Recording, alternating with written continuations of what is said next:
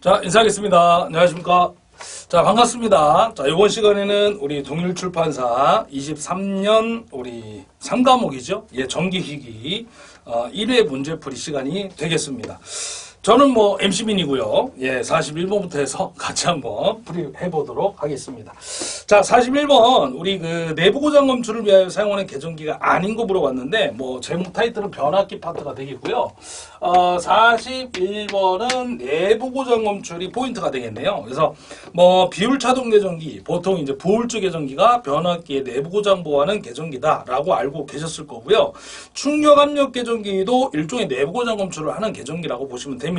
그 액체나 기체의 압력 상승률에 의해서 동작을 하는 계정기가 되겠고요. 근데 이제 과전압 계정기는 내부 고장 검출용은 아니죠. 이제 전압이 우리 정전값보다 정해진 값보다 올라갔을 때 동작하는 계정기 과전압 계정기인데 얘는 내부 고장은 아닙니다. 자, 1번이 답이 되겠고요. 그 다음에 42번 보도록 하겠습니다. 42번은 외분권 차동복권 발전기의 단자 전압을 물어봤는데 일단은요 지금 발전기인지 전동기인지 그거부터 찾아야 돼요. 참고로 이 차동 복권 발전기는요 외분권 차동복권 발전기는 복권 발전기의 종류로 들어가는데 누구와 똑같냐면 직권 발전기의 공식과 똑같아요. 그래서 굳이 얘를 공식을 쓰면 발전기니까 이는 V 플러스 IA에 RA 플러스 RS 이렇게 쓸 수가 있다라고 보시면 됩니다. 지금 물어본 건 단자 전압 물어봤고요. 그러면 V는 요 놈을 넘기면 마이너스가 되겠죠. 그래서 E 마이너스 IA에 RA 플러스 RS 이렇게 쓸 수가 있겠죠. 자, 근데 여기서 이 값을 잠깐 볼 필요가 있는데 우리 기전력을 이렇게도 쓸 수 있죠. K 파이 N 그죠? K 파이 N에서 요 파이를 우리가 두 가지로 쓸 수 있어요. 차동이라는 건 뭐예요? 방향이 반대로 자속이 발생하기 때문에 그 차만큼 발생한다는 얘기야. 자속이. 그 다음에 회전수 N 요렇게 잡을 수가 있겠죠. 그래서 일단 여기에 차동 복권이라고 했으니까 자속이 마이너스가 들어가 있는 걸 찾으셔야 돼. 그럼 보기를 보시게 되면 1번은 플러스고요. 3번도 플러스죠. 그래서 얘네들은 날아가는 거야. 날라. 얘네들은 답이 될 수가 없죠. 그럼 2번, 4번 둘 중에 하나가 답인데 일단 마이너스가 들어가 있는데 요렇게 들어가야 되겠죠. 그 다음에 그러니까 요거를 여기다가 집어넣으시면 돼. 정리하면 이렇게 되겠죠. V는 자 K에다가 자 지금 파이 1 대신에 누구 줬냐면 파이 F 줬나요? 예, 파이 F 파이 2 대신에 파이 S. 중요한 건 얘하고 얘가 뭔지 몰라도 돼. 요 부호가 중요하다는 얘기요. 만약에 가동복권이면 플러스고요. 차동복권이기 때문에 지금은 마이너스가 된다라고 보시면 됩니다. 그 다음 회전수 n이 들어가야 되겠고요. 요게 이 값이 되는 거죠. 요게 이 값. 그 다음 얘 갖다 붙여야 돼요. 마이너스 IA에 RA 플러스 RS 요런 형태로 되어 있는 공식을 찾아주시면 됩니다. 그래서 요렇게 들어가 있는 놈을 찾아보니까요. 공식이 몇 번밖에 없냐면 4번밖에 없네요. 4번. 그래서 정답이 42번에 4번이 해당되겠습니다. 자, 넘어가서 43번을 보도록 하겠습니다. 참고로 요 문제는 잘 그렇게 출제가 되지 않습니다. 어떤 문제가 주로 나오냐면 이제 그 발전기 쪽은요. 직권 발전기, 직류 발전기에서는 분권 발전기가 잘 나오고 전동기에서는 직권 전동기가 직류기 쪽에서 잘 출제가 되고 있다라는 거죠. 자, 43번은요. 뭘 물어봤습니까? 그러면 동기 전동기를 줬고요. 전기자 반작용을 줬네. 동기기가 나오면 동기기 파트에서 아주 잘 나오는 파트 중에 하나가 바로 전기자 반작용이죠. 그래서 이제 문제풀이마다 제가 말씀을 드렸지만 이 동기기에 전기자 반작용 나오면 뭘 하나 그리시라고 그랬어? 십자가 하나 그리라고 그랬죠. 자, 이렇게 십자가를 하나 딱 그려주시고 왼쪽이 누구야? 왼전 전동기. 오른쪽이 누구야? 오발 발전기입니다. 그래서 여기는 공급전압이 들어가는 거고요. 여기 발전기는 기전력이 나오겠죠. 그리고 나서 위쪽과 아래쪽엔 무조건 다 누구 와야 돼? 전류가 오죠. 이때 위상이 중요한데 위상은 시계 반대 방향으로 시계 방향이 되겠죠. 시계 방향으로 돕니다. 이렇게. 이게 트랙이라고 생각하시면 되죠. 자, 위쪽은 누구야? 우리나라의 위쪽 지방 강원도 유명한 건 뭐야? 감자가 되겠죠. 아래쪽은 누구예요? 고구마 아니다. 증자가 되겠습니다. 이 증자를 자화라고도 하는데 자화작용은 뭐 그렇게 잘 출제가 되진 않습니다. 그래서 감자와 전자 두 가지만 보시면 되겠죠. 그래서 지금은 뭐라고 했어요? 발전기, 전동기예요. 전동기니까 요 부분만 보시면 되는 거야. 요 왼쪽 부분만. 그러면 전류가 전압보다 앞서 있으면 틀에 같은 방향으로 가니까 위쪽 감자가 되겠고요. 전류가 전압보다 뒤져 있으면 같은 방향이 아니라 반대 방향으로 가야 되니까 증자가 답이 되겠죠. 자, 그럼 볼게요. 지금 맞는 거 찾으라는 건데 옳은 거. 1번 보시면 전압보다 앞선 전류. 자, 전압보다 전류가 앞선데 그러면 같은 방향으로 가니까 뭐야? 감자잖아. 맞네. 1번이 되겠죠. 나머지는 틀렸다는 얘기지. 2번은 왜 틀렸어요? 공급 전압보다 뒤진 전류는 뒤지면 밑으로 가야죠.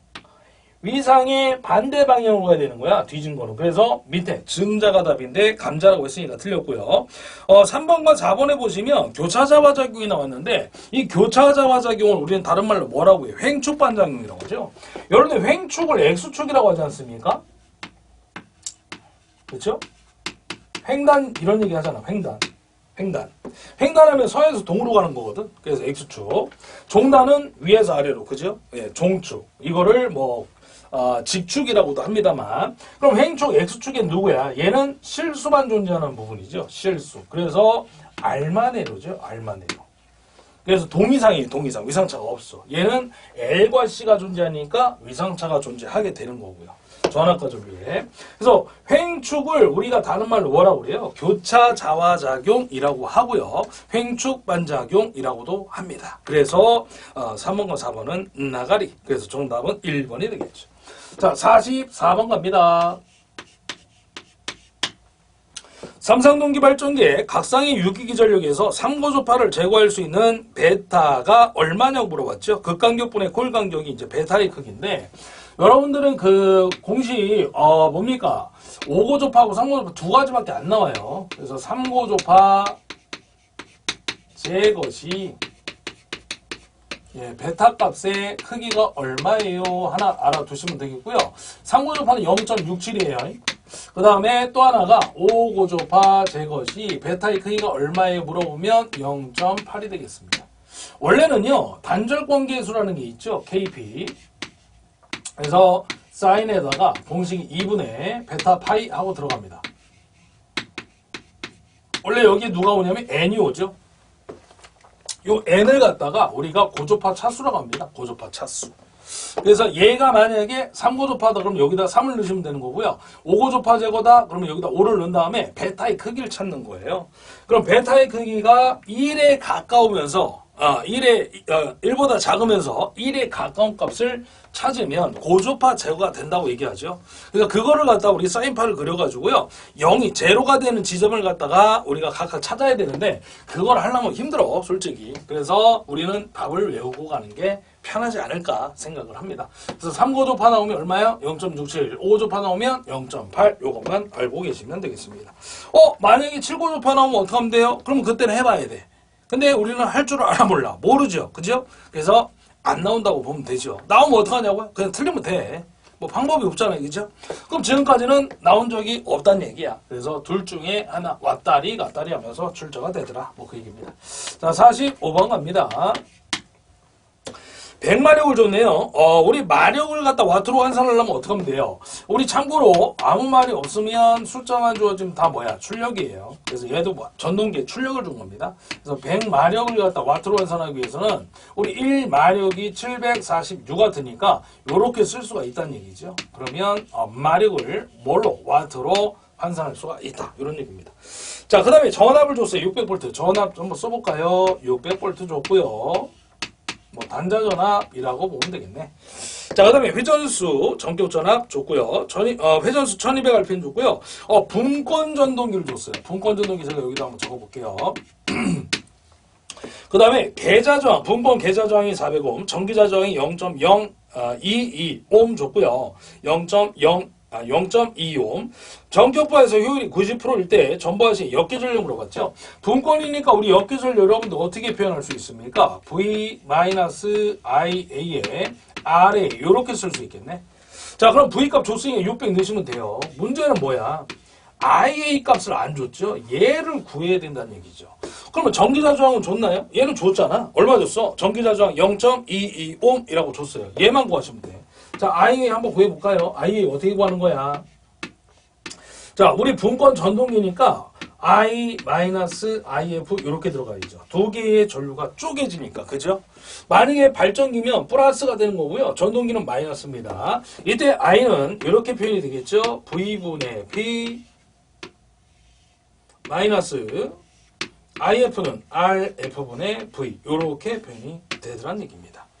자, 그럼 여기서 또 하나 중요한 게 뭐냐면 요렇게만 적용을 하면 우리는 이제 쉽게 공식을 외우고 있다면 쉽게 구할 수 있는데 효율을 줬단 말이에요. 그 효율이 문제가 되는 거야. 우리가 실제로 전동기 입력, 얘는 전동기 출력이잖아요. 입력이 어떻게 되냐면 전동기 입력은 공식이 이렇게 돼요. 입력을 P라고 잡아볼게요. 입력은 P. 요거는 출력입니다. 요거 출력이에요. 출력. 그러면 입력을 어떻게 잡을 수 있냐면 P는 VI죠. 그 다음에 여기다 효율까지 잡아줘야 돼. 물론 효율이 100%면 손실이 없으니까 입력, 전동기 입력이나 전동기 출력이 같아지겠죠. 근데 우리 입력 값은 효율까지 적용한 입력을 해야 되기 때문에 효율이 들어갑니다. 근데 출력은 실적으로 효율을 제외한 출력만 나가는 거니까 거기엔 적용이 안 된다는 얘기죠. 그러면 요거를 갖다가 우리가 I를 표현할 적에 이렇게 표현할 수 있겠죠. 요 놈과 요 놈을 이항하면 나눠주는 거죠. V 2타분의 P 요렇게 된다는 얘기야. 그러니까 I는 V분의 P인데 여기에 뭘 곱해야 돼요? 효율까지 적용을 해줘야 된다는 얘기죠. 우리 효율은 다시 얘기하면 효율은 입력분의 출력이잖아요. 그러니까 입력분의 출력인데 그 입력에는 효율이 적용이 될 것이고 출력에는 효율이 적용이 되지 않는다. 이렇게 보시면 됩니다. 그러니까 얘가 효율이 100%면 입력과 출력은 뭐 같아지는 거고요. 근데 얘가 효율이 지금 90%이기 때문에 적용을 해줘야 된다는 얘기지. 그래서 여기에 효율이 들어가야 돼요. 여기에. 그게 좀 어렵죠. 자, 그럼 해봅시다. V가 600 줬죠? 600V 곱하기 효율이 90%니까 0.9분의 요거는 누구예요? 출력 들어가야 돼. 예. 100 곱하기 746 이렇게 들어간 거죠. 마이너스 RF 줬나요? RF가 얼마일까요? 계좌 저항을 갖다 얼마 줬냐면 분권 계좌 저항 400원 줬죠? 400 넣어주시면 되고요. 그 다음에 V는 다시 600. 그래서 요거 누르면 전기자 전류가 나옵니다. 여기 얼마 나오냐면요. 136.6A 나오네요. 136.6A 하고 나옵니다. 이 효율 하나 때문에 좀 복잡해진 거죠. 자, 136.6 곱하기 전기자 저항은 아까 얼마였냐면 0.22였죠? 예, 그래서 요거 누르시면 돼요. 그래서 얘 누르면 얼마 나오냐면 대략 570V 하고 나옵니다. 요게 답이에요. 예. 이 효율 하나 때문에. 그죠? 효율이 없었으면 뭐 간단하게 구할 수 있는데 효율 때문에 그렇습니다. 2번 답이죠. 자, 그 다음에 이제 46번 들어갑니다. 46번은 반작용 전동기 용도에 가장 적합한 거 물어봤는데 이걸 리액션 전동기라고 합니다.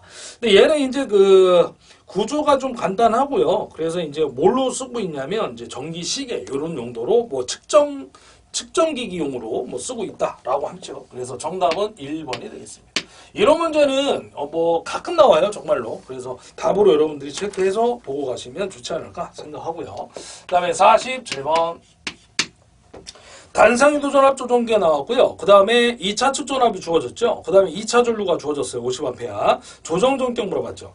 자, 우리 단상유도 전압 조정기의 조정 전격은 어떻게 구하느냐. 2차 측에서 항상 전압을 조정하니까 V2, I2 이렇게 쓸 수가 있겠습니다. 물론 E2, I2라고 써도 돼요. 중요한 거는 얘 이름이 중요한데 얘 이름이 누구냐? 조정전압이라는 거죠. 이게 중요합니다.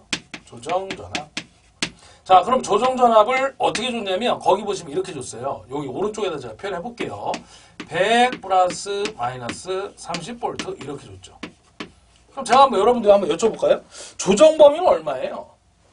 그죠? 밑으로는 70, 위로는 130, 70부터 130까지 전압을 조정할 수 있다. 뭐 이런 얘기입니다. 그러면 우리가 실질적으로 여기 V2 값은 조정 전압을 넣어야 되니까 얼마를 넣어줘야 돼요? 30을 넣어줘야죠. 얘를 가지고 전압을 조정했다는 얘기죠.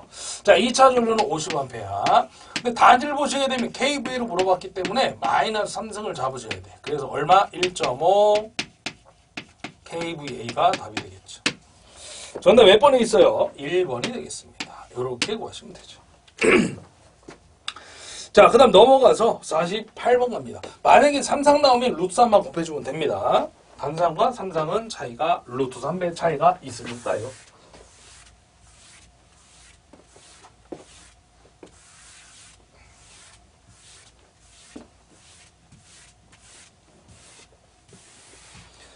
자, 계속해서 48번 들어갑니다. 48번.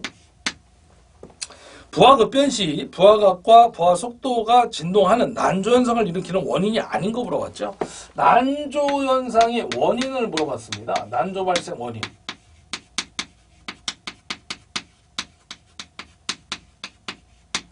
여러분들 일단 난조가 왜 발생하는지를 아셔야 되는데 동기발전기 병렬운전 조건에 보면 세 번째가 주파수가 같아야 된다는 얘기가 있어요. 두 대의 동기발전기 병렬운전을 할 적에 주파수가 달라지면 그 진폭에 의한 주파수 차에 의해서 진동, 난조가 발생할 수가 있다는 얘기죠. 그래서 우리가 이제 방지법 제동건선을 설치한다라는 얘기가 들어가는 건데 이 원인이 몇 가지가 있어요. 첫 번째가 누구냐면 전기자 저항이 클 때입니다. 전기자 저항이 클 때도 원인이 될 수 있겠고요. 두 번째가요. 부하가 급변해도, 부하 급변 시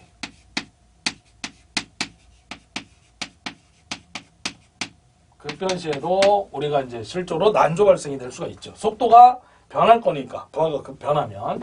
그 다음에 세 번째가 원동기죠. 원동기 토크에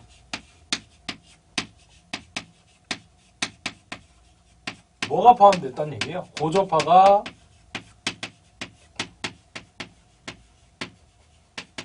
포함된 경우에도 우리가 실질적으로 난조가 발생할 수 있겠다라고 보시면 되겠고, 마지막 네 번째가 조속기의 감도가 예민할 때, 조속기의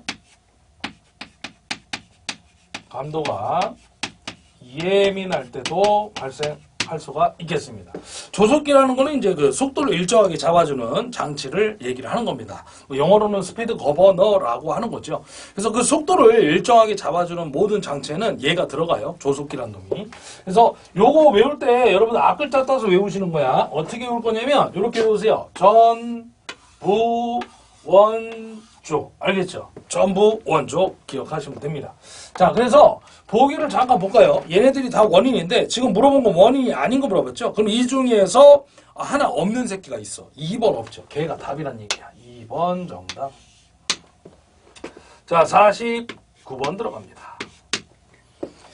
사이리스터를 이용한 교류전압 제어 방식 물어봤는데, 여러분들 교류전압 제어는 뭘로 하냐면요, 우리 그 위상제어를 가지고 하죠. 그래서 정답이 1번이 되겠습니다. 직류전압 제어하는 방식도 있습니다. 초포형 인버터라는 것도 하나 기억하셔야 돼. 그래서 교류전압 제어는 위상제어로 하고, 직류전압 제어 방식은 초포형 인버터를 가지고 한다. 알고 계시면 되겠습니다. 자, 50번 갑니다. 삼상 유도전동기 원선도를 그리는데 필요하지 않은 시험 물어봤죠. 우리 원선도 작성 시 우리 여러분들 그 유도전동기 보면 그 원선도라는 게 있죠. 얘를 갖다가 작성을 해가지고요, 우리가 여러 가지의 값들을 갖다가 도출해낼 수가 있습니다.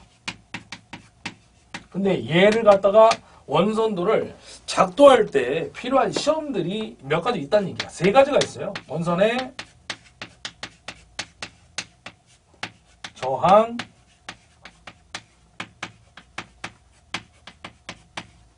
실정 시험이 첫 번째가 되겠고요. 두 번째가 무부하 시험이에요. 무부하 시험을 다른 말로 뭐라고도 하느냐? 개방 시험이라고도 하죠. 개방 시험. 세 번째가 회전자를 회전하지 못하도록 붙잡고 있는 구속시험이라는 게 있어요. 이 3가지가 되겠습니다. 그러면 당연히 여러분들 보기 봐봐. 3개가 있죠? 그럼 아닌 거 물어보면 당연히 대표적인 답이 하나 있어. 슬립, 측정이 대표적인 답이에요. 얘는 필요가 없다는 얘기지. 그래서 거기 보시게 되면 1번 봐봐요. 슬립 측정 시험이 있죠? 걔가 답이에요. 근데 만약에 얘가 복이 없잖아요. 그러면 엉뚱한 거 또 하나가 들어갈 거 아니야. 그래서 이 세 개를 외우는 게 좋아요, 사실은. 근데 대표적인 답은 얘가 있다는 얘기고. 근데 이 세 가지를 어차피 외워야 되는 게 왜 그러냐면 변압기 등가위로 작성 시 필요한 시험에도 얘네 세 개가 똑같이 적용이 되죠. 그때도 어차피 외우셔야 돼. 근데 변압기 가면 얘가 구속 시험이 아니라 뭘로 바뀌어요? 단락 시험으로 바뀌는 것 뿐이에요. 예, 그 차이점이 있는 겁니다. 자, 그래서 어쨌든 1번이 답이었고요. 그 다음에 51번 갑니다. 자, 51번은요. 상상 유도 전동기에 리액터 기동에 리액터 대신 저항을 넣어서 기동하는 방식. 자, 우리가 보통 그 농형 유도 전동기의 기동 방식이 네 가지가 있죠. 직입 기동, 전전압 기동, 그 다음에 Y 델타 기동, 그 다음에 리액터 기동, 그 다음에 기동 보상기에 의한 기동 방식이 있는데 그 리액터를 대신해서 저항을 삽입했대요. 그럼 문제 속에 답이 있는 거야. 그래서 저항 기동 방식이 있겠죠. 1차 저항 방식. 2번이 답이 되겠습니다. 이런 문제들은요, 조금 우리가 기본적으로 나오던 문제를 좀 벗어난 건데, 잘 나오진 않죠. 근데 문제를 잘 읽어보시면 문제 속에 답이 있다라고 보시면 되는 문제가 되겠습니다. 그래서 이제 그 리액터 대신에 1차 측에다가 저항을 집어넣어가지고요, 전압을 강압시켜서 기동전류를 줄인 다음에 기동하는 방식을 얘기하는 겁니다. 자, 그 다음 52번 들어갑니다. 동기발전기를 회전계좌형으로 사용하는 이유 중 틀린 거.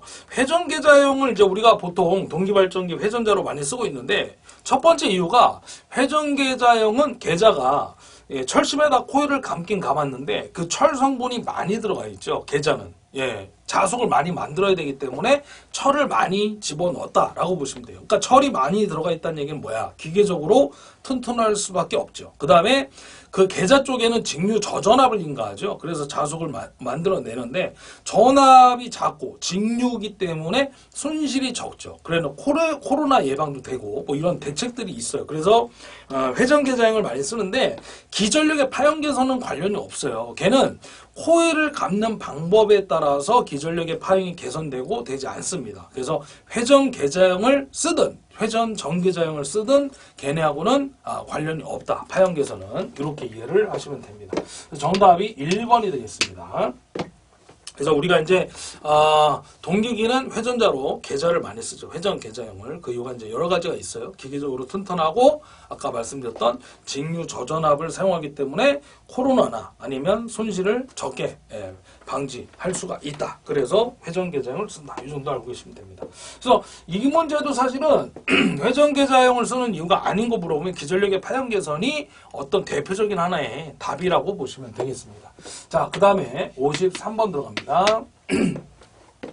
자, 어떤 직류발전기 유기기전력이 206V고요. 자, 써볼게요. 기전력이 206V 줬고요. 그 다음에 뭘 줬냐면 1.25ohm의 저항, 부하저항을 연결했을 때 단자전압을 줬네요. 단자전압이 얼마 줬냐면 195V 줬습니다. 항상 뭐 얘기해드리지만 입력이 크고 출력이 작을 수밖에 없죠. 손실을 제외한 나머지가 출력이니까 입력이 항상 큽니다. 입력은 이제 손실까지 적용을 했을 거니까요. 자, 그때 전기자 저항 물어봤네요. RA 값이 얼마냐고 물어본 거예요. 그러면 얘가 원래는 직권이냐 아니면 타여자냐 분권이냐를 줬어야 되는데 안 줬잖아요. 그럼 무조건 여러분들은 타여자나 분권의 공식을 이용해서 구한다 라고 보시면 됩니다. 직권은 직권이라고 준다는 얘기죠. 자, 그러면 얘가 분권이라고 가정을 하고 구해봅시다. V 플러스 IA의 RA 이렇게 쓸 수 있겠죠. 자, 그럼 지금 물어본 건 요거 RA값 물어봤으니까 요걸 넘겨야 돼. 플러스 V 넘어가면 마이너스 V가 되겠고요. 곱하기가 넘어가니까 나누기가 되겠지. 따라서 RA 값은 이렇게 쓸 수 있겠네요. IA분의 2 마이너스 V. 자, 2가 206이고요. V가 195. 여러분들 이 IA는 이제 구하셔야 돼. IA 어떻게 구하냐면 그냥 오메 법칙이에요. R분의 V야. 거기 보면 부하저항을 줬어요. 부하저항이 얼마냐면 1.25ohm 줬죠. 부하의 저항을 연결했다. 1.25분의 V는 그대로 얼마? 여기 있는 이 195. 이걸 넣어주시면 되죠. 자, 그래서 요거 누르면 0.0 156A 나오고요. 요걸 넣어야죠. 이제 여기다. 요거를 구했을 때가 0.0705 나옵니다. 0.0705.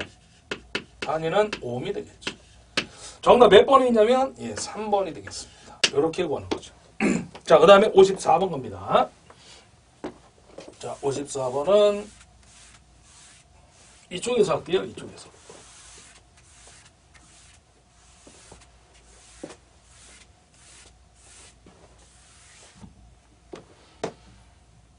(54번)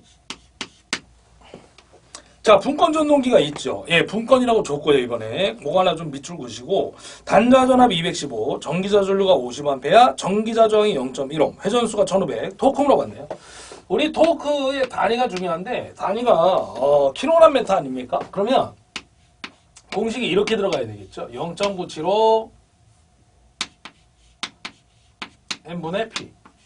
그죠? 요식을 이용합니다. 근데, 요식을 우리 이렇게도 쓸 수 있죠. 0.975에다가 n분의 p를 여러분들 바꿔 쓰면 이렇게 돼요. 2 곱하기 ia. 우리는 이제 p는 vi인데 v 대신에 우리 기기에서는 항상 기전력이니까 2로 바꿔 쓰시고요. 전기자에서 기전력이 만들어지니까 i 대신에 ia로 바꿔서 써주시면 됩니다. 자, 그럼 요거를 이용해서 아마 풀면 될 건데, 자, 한번 써봅시다. 0.975 n이 얼마예요? n은 줬어요. 1500rpm 줬죠? 여기다 넣어주시면 되고, 문제는 얘하고 얘예요. 얘네들은 안 줬죠? 구하셔야 돼. 그럼 분권전동기의 역기전력 공식은 어떻게 됩니까? 그러면 v-iA의 RA가 되겠죠? 자, V 값을 줬을 거예요. 얼마 줬냐면 215 줬네요. 215 마이너스 IA. IA도 안 줬죠? 구하셔야 돼. IA 줬나요? 좋네요. 50A 줬네요. 곱하기 전기자 저항이 얼마? 0.1. 이렇게 해서 구하시면 됩니다. 그래서 요거를 누르면 얼마 나오냐면 210V 나오죠.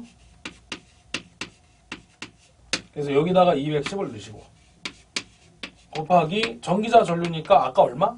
50이었죠. 요거를 넣어서 계산기를 한 번 더 눌러주시면 돼요. 자, 그래서 요걸 눌렀을 때 얼마 나옵니까? 6.82 정도가 나오네요. 대략 6.82 단위가 킬로그램 메터 하고 나옵니다. 그래서 정답이 몇 번이냐면 6.82 1번이 되겠네요. 1번. 네. 그렇게 해서 구하시면 되겠습니다. 자, 넘어가서 55번 들어갑니다. 밑에다 할게요. 55번. 자, 유도전동기의 권선형 회전자에 비해 농형 회전자의 특성이 아닌 거 물어봤는데, 우리 삼상 유도전동기의 종류를 보시면 두 가지가 있죠. 권선형하고요. 농형이 있어요. 두 가지로 이제 쪼개지는데, 이제 권선형은 이제 대용량이죠. 대용량. 그죠? 대용량. 그래서 엘리베이터, 에스컬레이터. 그 반면에 농형 유도전동기는 용량이 좀 작은 소용량, 중소용량으로 들어갑니다. 그래서 펌프나 우리 송풍기 이런 거 있죠. 그런 데 모터로 쓰고 있다라고 보시면 돼요. 펌프 모터 이런데. 자, 그래서 농형 회전자의 특성이 아닌 거 그러는데, 농형은 제가 뭐라 그랬어요? 소라고 그랬잖아요. 대용량이 아닙니다. 대용량은 권선형입니다. 그래서 정답이 3번이 되겠죠. 요런 문제는 이제 조금 뭐랄까 신형 문제로 출제가 되지 않았나 생각이 듭니다. 제가 보지 못했던 문제. 근데 제가 이제 몇 번 얘기는 해드린 적이 있어요. 문제풀이 하면서 우리 동일출판사하고 이제 그 문제풀이 관련도를 계속 풀고 있는데 몇 번 얘기한 적은 있습니다만 뭐 기억은 안 나실 거라고 저는 생각을 합니다. 그래서 권선형은 이제 그 엘리베이터, 에스컬레이터 대용량, 농형은 이제 펌프 못하니까 좀 소용량 이런 얘기를 한 적은 있습니다. 자, 56번 갑니다. 56번은 여기서 얘기를 해볼까요? 전원 주파수와 다른 주파수의 전력으로 변환시킨대요. 주파수를 변환시킨다는 얘기죠. 사이클로 컨버터를 사용하고 있습니다. 주파수 변환기. 그래서 이제 뭐 교류의 전력을 교류 전력으로 뭐 변환시킬 수도 있고요. 주파수 변환을 시키는 게 사이클로 컨버터가 되겠죠. 그 다음에 이제 그 컨버터는 아까도 말씀드렸지만 인버터는 직류를 교류로, 컨버터는 반대. 그래서 교류를 직류로 바꿔주는 게 컨버터다라는 거죠. 자, 그 다음 57번 이쪽에서 해볼까요?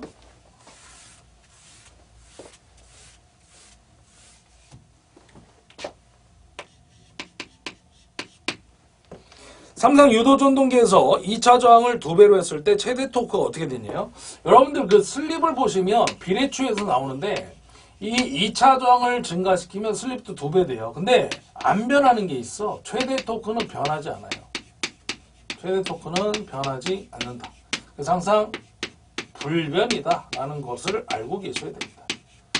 왜냐면 최대 토크제 슬립을 갖다가 이용해 가지고요, 최대 토크의 공식을 적용해 보면 최대 토크의 공식에는 리액턴스나 전압하고 관련이 있는데 저항하고 관련이 없거든요. 그래서 얘가 만약에 2차 저항이 2배 증가하면 슬립도 2배 증가하는데 최대 토크는 절대 변하지 않아요. 불변입니다.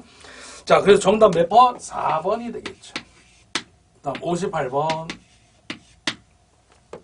변압기 단락 시험에서 변압기 임피던스 전압 물어봤죠. 임피던스 전압이란 우리 임피던스 강화율 공식에서 이제 나오는 얘기인데 V1N분의 1차를 기준 잡는 겁니다. V1S 곱하기 100 이렇게 쓸 수 있는데요. 요 놈이 바로 누구냐면 1차의 전격 전류에다가 변압기 내부의 임피던스를 곱한 놈과 같아요. 그래서 얘를 임피던스 전압이라고 하거든. 그래서 1차 전격 전류를 흘렸을 때 변압기 내부에서 만들어지는 전압 강화를 우리가 임피던스 전압이라고 합니다. 그래서 요거 2개 곱해서 구하는 문제도 있습니다. 1차 전격 전류에다가 변압기 내부에 1차 임피던스가 존재하겠죠. 그 2개를 곱해서도 구할 수 있다. 정답 몇 번이냐면 3번이에요. 3번 읽어볼까요? 1차 전류가 전격 전류에 도달했을 때 변압기 내 전압 강화다. 1차 전격 전류가 흘렀을 때 변압기 내에서 만들어지는 전압 강화를 얘기합니다. 자, 똑같은 얘기입니다. 자, 그다음 59번.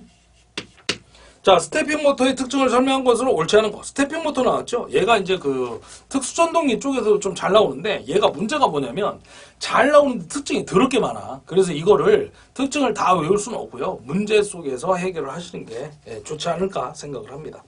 1번, 3번, 4번 다 맞고요. 속도 제어 범위가 넓어요. 얘가 장점이 되게 많거든. 그래서 좋은 얘기를 여러분들이 찾아주시면 좀 도움이 되지 않을까 생각합니다.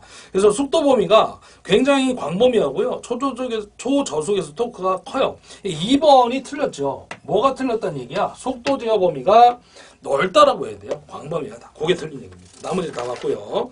자, 마지막 60번 문제 보도록 하겠습니다. 삼상 권선형 유도 전동기에 2차 회로에 한 상이 단선됐을 때 약간의 과부하 상태에서도 슬립이 50%인 곳에서 운전이 되는 것을 뭐라고 합니까? 요거를 우리 게르게스 현상이라고 그래요. 3번인데 요게 뭐냐면 이런 겁니다. 여기 L1 있고요. 여기 L2가 있고 여기 L3 전원이 공급되겠죠. 이때 여기에 유도 전동기가 있는 겁니다. 이렇게 인덕션 모터가. 자, 근데 여기에 고주파가 포함돼가지고 전류가 이게 한 상이 딱 끊어진 거야. 그럼 3상으로 운전할 때가 정상인데 얘가 한 상이 딱 끊어지니까 고주파 때문에 2상으로 운전하겠죠. 그럼 얘는 속도는 어떻게 돼? 감소한다는 얘기죠. 속도는 감소가 될 거고요. 전류는 당연히 어떻게 돼요? 증가된다는 얘기야. 그래서 그때 슬립이 얼마로 되냐면 0.5, 50%로 돼요. 슬립이. 사고가 났을 때 얘기죠. 사고가 났을 때. 정상일 때는 몇 프로냐면 보통 뭐 3%, 4%, 5%, 6% 요 정도인데 얘가 고장이 나잖아요. 한 상이 딱 끊어지면 단선 사고가 일어나는 순간 슬립이 50%로 급격하게 증가가 됩니다. 그러면서 속도가 감소하고 전류는 증가가 되면서 열이 엄청나게 많이 발생하겠죠. 요거 이렇게 생각하시면 돼요. 3차선 고속도로인데 달리고 있는데 저 앞에 고장이 난 거야. 한 차선이 없어진 거죠. 아니면 차가 고장나서 막고 있더만. 그러면 이렇게 어떻게 됩니까? 얘의 속도가 줄겠죠. 차량들의 속도 감소가 되죠. 그럼 전류는 어떻게 돼요? 차량은 많아지니까 전류는 증가된다. 이렇게 얘기하는 게 여러분들은 편할 수 있습니다. 자, 그래서 얘는 한 상이 고장 났을 때 그때 슬립이 50%로 증가가 되더라. 그때 속도는 감소, 전류는 증가. 요것까지 같이 기억을 해주시면 좋겠습니다. 자, 여기까지 해가지고요. 우리 1회 문제풀이 마무리 짓고 다음 시간에 저는 2회 문제풀이 때 뵙도록 하겠습니다. 자, 인사하겠습니다. 수고하셨습니다.